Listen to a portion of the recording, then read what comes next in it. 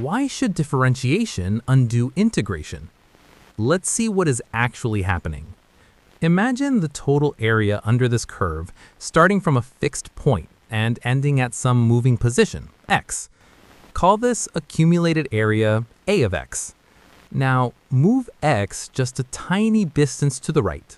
The area grows too. But by how much? Only this incredibly thin strip has been added. Its width is the tiny change in x, and over such a tiny distance, the height of the curve barely changes. So we can treat its height as simply f of x. That means the new area is approximately the height f of x multiplied by the tiny change in x. But there is a problem. That new strip is not exactly a rectangle. So how can this give us an exact answer? Make the step smaller, and smaller, and smaller. As the width approaches 0, the incredibly small error between the rectangle and the curve disappears. Now compare the change in area with the change in x.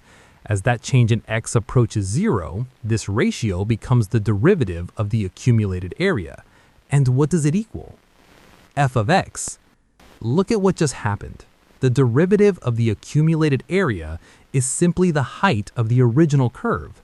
In other words, how fast the area is growing at any instant depends on just one thing: the height of the curve at that exact point. Integration tells us how much has accumulated. Differentiation tells us how fast that accumulation is changing. And that is why the two operations can undo each other. This is the heart of the fundamental theorem of calculus. But this is only one direction.